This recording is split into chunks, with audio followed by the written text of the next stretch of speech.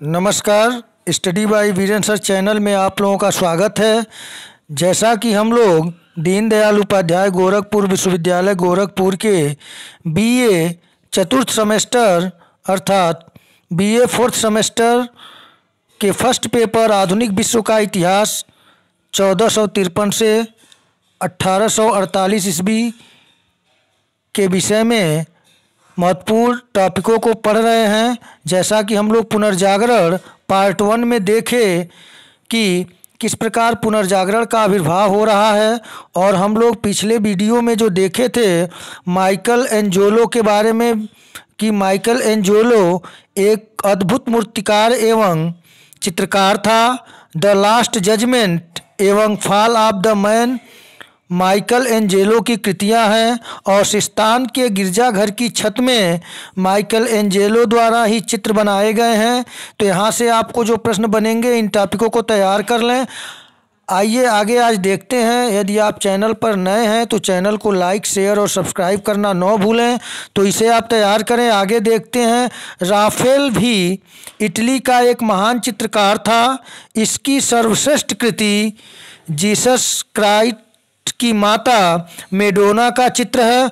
तो मेडोना का चित्र किसने बनाया? तो राफेल ने। और राफेल कहाँ का चित्रकार था? तो इटली का। और राफेल क्या था? तो चित्रकार था। और यह मेडोना किसकी माता का नाम था? तो जीसस क्राइस्ट की माता का नाम। तो इसे आप तैयार करें।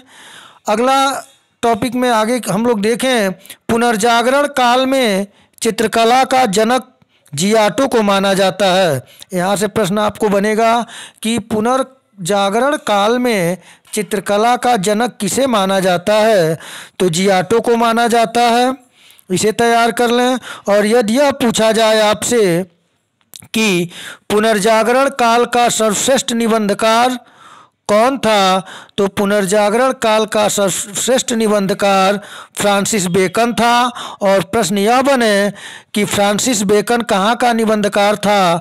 तो यह इंग्लैंड का था। इसे तैयार कर लें। अगला महत्वपूर्ण प्रश्न है।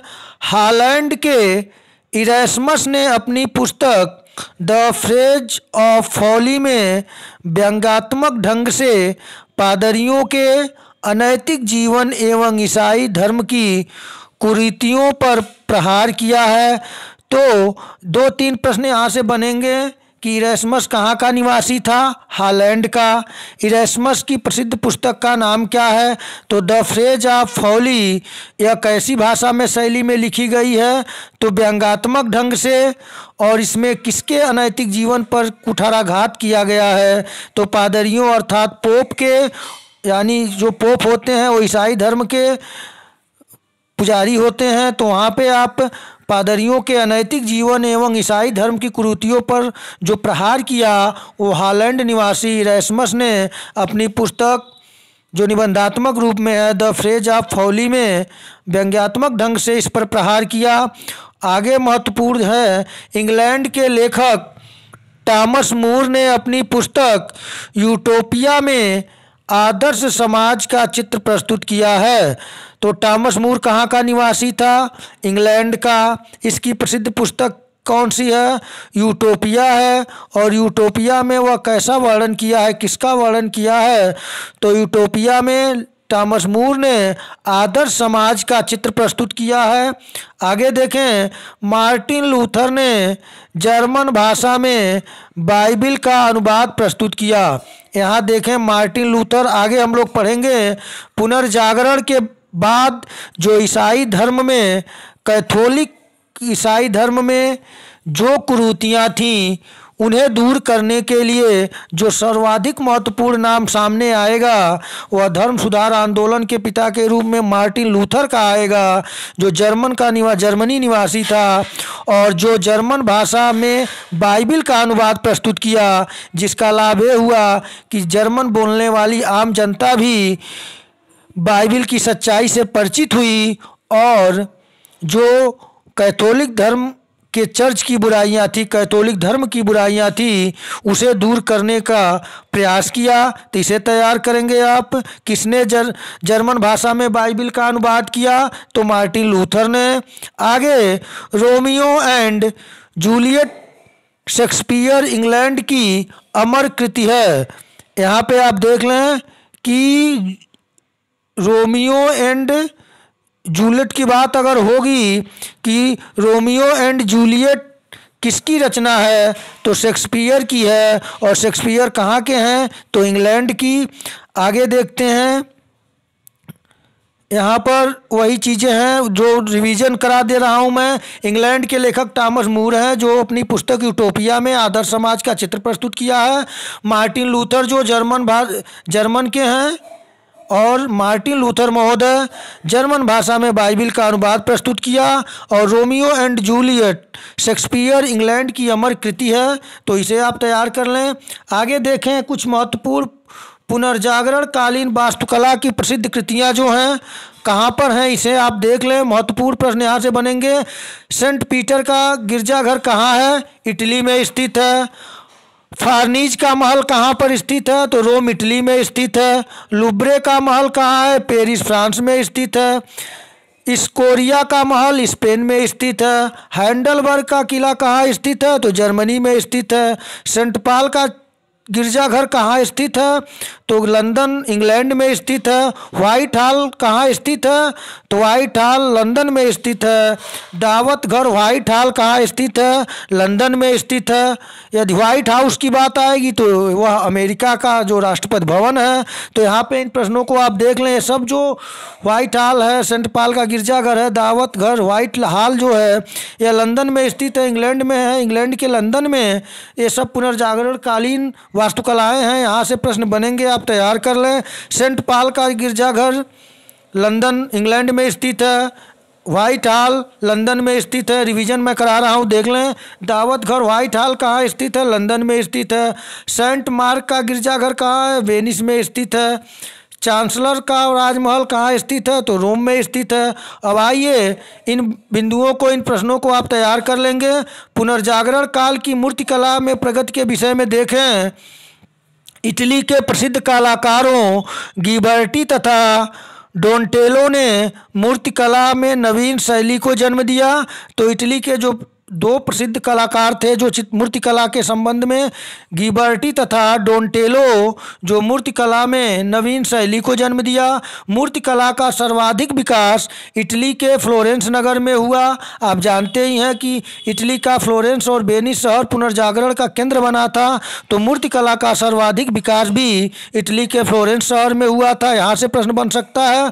अगला है पुनर्जागरण युग के महान मूर्तिकार लियोनार्डो दा विंसी। कहीं कहीं लियोनार्डो दा विंसी देता है।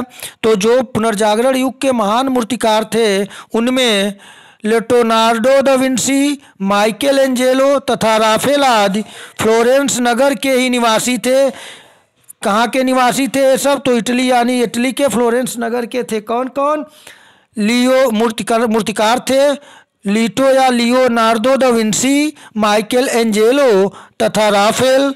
ये इटली के फ्लोरेंस नगर के ही निवासी थे। एंजेलो की मूर्तियों में शरीर का अंग प्रत्यंग स्पष्ट रूप से झलकता है। यहाँ से प्रश्न बन सकता है कि किसकी मूर्तियों में शरीर का अंग प्रत्यंग स्पष्ट रूप से झलकता है? तो यह माइकल एंजेलो के। डोटेलो या एंजेलो कभी कभी से कहते हैं कि कृतियों में प्रकृति को अधिक महत्व दिया गया है। तो यहाँ से प्रश्न बन सकता है, आप तैयार कर लेंगे। डोंटेलो द्वारा निर्मित सेंट मार्क की मूर्ति अत्यंत ही सजीव एवं स्वाभाविक प्रतीत होती है। गिबर्टी द्वारा फ्लोरेंस नगर के गिरजाघरों में निर्मित अत्यंत आकर्षक दरवाज़ों की तुलना एंजेलो ने स्वर्ग के दरवाज़ों से की है। तो यहाँ से प्रश्न बनेगा कि किसने गिबर्टी द्वारा फ्लोरेंस नगर के गिरजाघरों में जो निर्मित अत्यंत दरवाज़ों की तुलना एंजेलो के स्वर्ग के दरवाज़ों से किसने की है? तो गिबर्टी ने की है। एंजेलो ने स्वर्ग के दरवाज़ों से की है। किसकी? तो गिबर्टी द्वारा जो बनाया गया है अत्यंत आकर्षक दरवाज़ों की तुलना एंजेलो ने स्वर्ग के दरवाजे से की है। यहाँ से प्रश्न बनेंगे। अगला देखते हैं। इंग्लैंड में हेनरी सत्तम तथा फ्रांस में फ्रांसिस में नवीन मूर्ति कला शैलियों का प्रचार किया। यानी कि इंग्लैंड में किसने किया? तो हेनरी सत्तम। तथा फ्रांस में फ्रांसिस ने नवीन मूर्तिकला का प्रचार किया। स्पेन में इसाबेल और फर्डिनेंड की समाधियाँ नवीन मूर्तिकला शैलियों के अनुपम उदाहरण है। यानी कि यूँ कहें कि स्पेन में की रानी इसाबेल और राजा फर्डिनेंड की समाधियाँ नवीन मूर्तिकला शैलियों के अनुपम उदाहरण हैं। धीरे धीरे यह शैली संपूर्ण यूरोप में फैल गई। यानी कि पुनर्जागरण काल में स्पेन के इसाबेल और फर्डिनेंड की जो समाधियाँ नवीन मूर्तिकला शैलियों के उदाहरण बने, वह धीरे धीरे संपूर्ण यूरोप में फैल गई। आइए कुछ महत्वपूर्ण चित्रकारियों को देखते हैं। पुनर्जागरण काल की प्रमुख चित्रकारियाँ जो हैं, तो लियोनार्दो दा विंसी का मोनालिसा का चित्र और द लास्ट सफर, इसे आप तैयार कर लें, बहुत ही महत्वपूर्ण है कि पुनर्जागरण काल की प्रसिद्ध चित्रकारियों में लियोनार्दो दा विंसी द्वारा मोनालिसा का चित्र और द लास्ट सफर है। माइकल एंजेलो का the last judgment, the fall of man, ये दोनों जो हैं, the last judgment, the fall of man किसकी कृति है?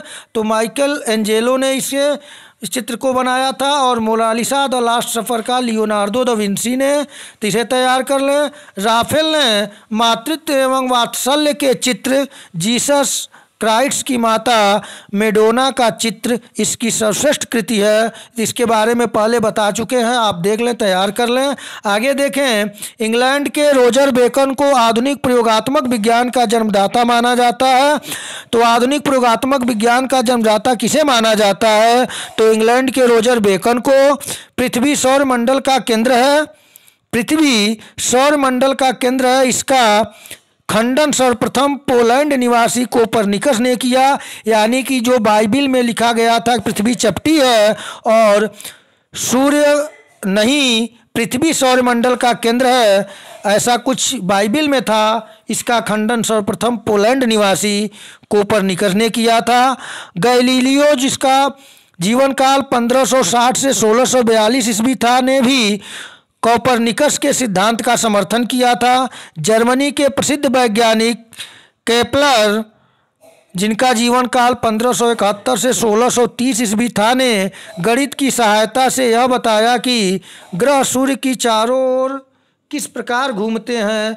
यदि यह प्रश्न बने आपसे कि ग्रह सूर्य के चारों ओर परिक्रमा करते हैं, यह किसने बताया? तो यह केपलर ने बताया। इसे आप तैयार रखें। आइए कुछ महत्वपूर्ण बिंदुओं को और देखें। न्यूटन, जिनका जीवन काल 1642 से 1726 ईस्वी था, ने गुरुत्वाकर्षण के नियम का पता लगाया, जो कि ये भी एक आधुनिक विज्ञान की खोज में एक बहुत ही महत्वपूर्ण कार्य था। तो इसे आप तैयार कर लें। धर्म सुधार आंदोलन की शुरुआत 16वीं सदी में हुई। धर्म सुधार आंदोलन का प्रवर्तक मैं बता चुका हूँ पीछे कि मार्टिन लूथर को था। मार्टिन लूथर जो था वह जर्मनी का निवासी था, जर्मनी का रहने वाला था। और मार्टिन लूथर ने अपने बाइबिल का अनुवाद जर्मन भाषा में किया। और धर्म सुधार आंदोलन की शुरुआत इंग्लैंड से हुई। जॉन विक्लिफ को धर्म सुधार आंदोलन का प्रातःकालीन तारा कहा जाता है। तो यहाँ से प्रश्न बनेगा कि किसको धर्म सुधार आंदोलन का प्रातःकालीन तारा कहा जाता है? तो जॉन विक्लिफ को कहा जाता है। इसके अनुयायी लोलार्ड्स कहलाते थे। तो किसके अनुयायी लोलार्ड्स कहलाते थे? तो जॉन विक्लिफ के। तो इसे तैयार कर लें। अमेरिकी वेस्पूसी, इटली के नाम पर अमेरिका का नाम पड़ा।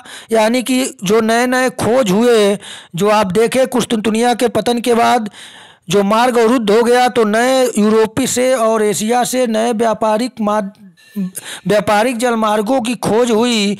तो कोलंबस ने अमेरिका की खोज किया था, लेकिन वहाँ पे इटली का एक अमेरिका, जिसका नाम था अमेरिका वेस्पूसी, वह इटली पहुँचा था, तो उसका नाम पर अमेरिका नाम पड़ा था।